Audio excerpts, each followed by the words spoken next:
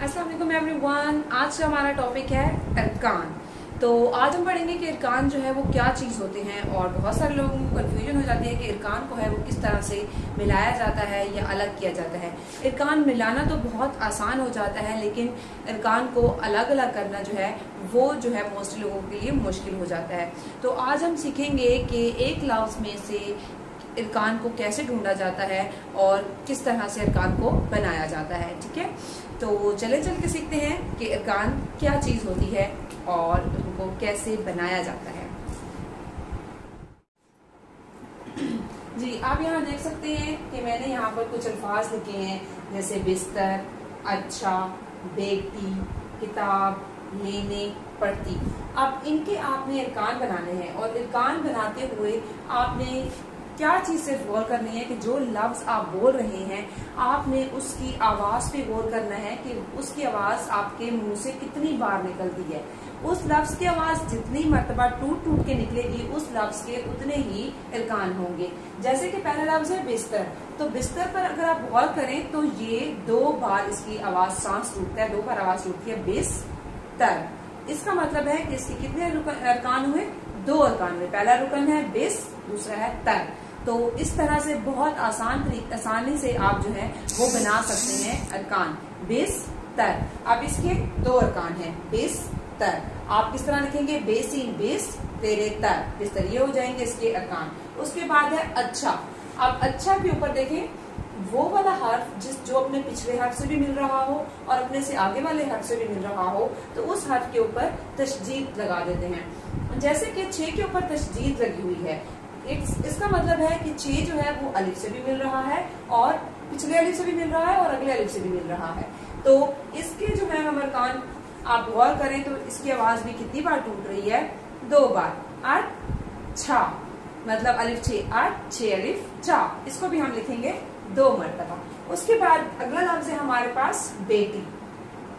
बेटी लफ्ज जो है वो भी हम लिखेंगे, उसके भी गौर करेंगे अगर आप आवाज पे, बेटी 2 मरतबा ही आपकी आवाज जो वो है वो टूट रही है।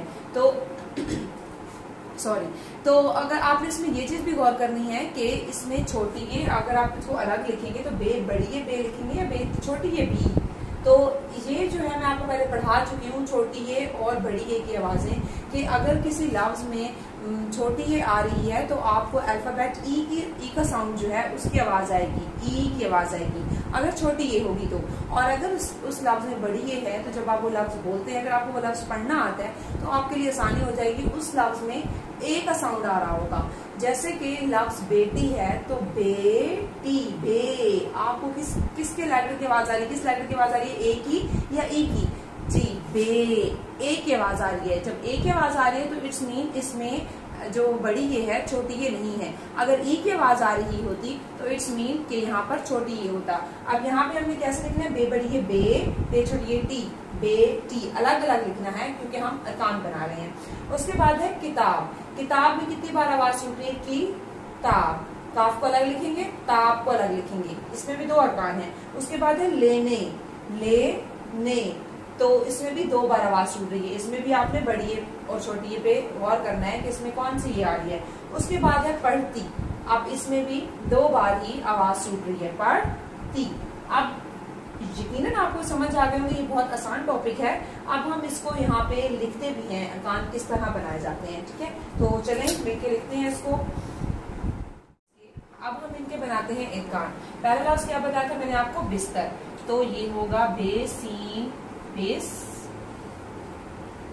और हम तेरे तर अलग कर देंगे तो इसके हो जाएंगे 2 अरकान। उसके बाद है अच्छा, अलिफ 6 अच, 6 अलिफ छा। अब 6 जो है ये 2 मरतबा है क्योंकि आप देख रहे हैं 6 के ऊपर क्या है? तशदीद है। तो जिस हर्फ के ऊपर तशदीद होती है वो अपने से पीछे भी मिल रहा होता है और अपने से आगे भी मिल रहा होता है। उसके बाद है हमारे पास लफ्ज बेटी। बे बड़ी ये बे और टे छोटी ये टी, बेटी। उसके बाद हमारे पास लफ्ज है किताब। काफ की आवाज अलग है और ताब की आवाज अलग है, किताब। इसमें भी 2 अरकान हो गए हमारे पास। उसके बाद हमारे पास लफ्ज है लेने। अब मैंने आपको भी बताया कि बड़ी ए की आवाज है ए, ठीक है, तो इसमें भी आवाज ए क्या आ रही है, लेने, ले, लाम बड़ी है ले, नून बड़ी है ने, लेने। उसके बाद हमारे पास लफ्ज है पढ़ती, पेड़े, पढ़, पहले हमारे पास आ रहा है पढ़, और उसके बाद हमारे पास दूसरा रुकन जो है वो आ रहा है ती, पढ़ती।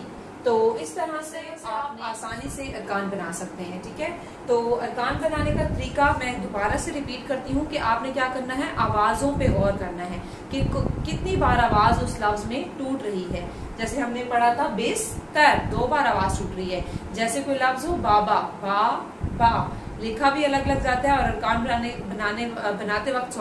बनाते वक्त भी आप लिखेंगे बेलिफ बा प्लस बेलिफ बा। जब हम दरमियान में प्लस लगाते हैं तो उसका मतलब है कि हमने इनको हरूफ को आपस में अलग अलग कर दिया, तोड़ दिया है। बा बा, बिस्तर, बेटी। लफ्ज पर गौर करना है, लफ्ज पर गौर करना है कि वो कितनी बार टूट रहा है, उसका साउंड कितनी बार टूट रहा है। उस लफ्ज का जितनी बार साउंड टूट रहा है उतने ही उसके अरकान होंगे। अगर कोई लफ्ज आप बोलते हैं और उसका जो है, उसकी जो आवाज है 3-4 मरतबा टूट रही है, तो फिर उसके अरकान उतने ही होंगे। जैसे एक लफ्ज है पाकिस्तान, पाकिस्तान के जो है उसमें 2 रुकन नहीं होंगे, उसकी आवाज बार बार टूट रही है। पा केस तान, 3 बार आवाज टूट रही है। तो इसमें जो है वो कितनी बार आप इसके कितने अरकान बनाएंगे, 3 अरकान बनाएंगे। पा केस तान, 3 अरकान बनाए जाएंगे इसमें। इसी तरह आपने किसी भी लफ्ज के अरकान बनाने हैं तो आप उस लफ्ज को पढ़ते हुए गौर करें कि उसका साउंड कितनी बार टूट रहा है और कहाँ कहाँ टूट रहा है। अभी मैंने आपको बताया पाकिस्तान, तो आप लिखेंगे पा, उसके बाद प्लस, फिर काफ से किस, पा किस, और फिर उसके बाद आएगा तान। अब इसमें कितने अरकान हो गए हैं, इसमें 3 अरकान हो गए हैं। इसी तरह आपके लिए अरकान बनाना आसान हो जाएंगे अगर आप गौर करेंगे उसकी साउंड पर के वो साउंड जो है वो कितनी बार टूट रहा है, कितनी बार उसकी जो है आवाज अलग अलग हो रही है, उस लफ्ज के उतने ही अरकान होंगे। उम्मीद है आपको आज का टॉपिक समझ आ गया होगा। Thank you so much. Allah Hafiz.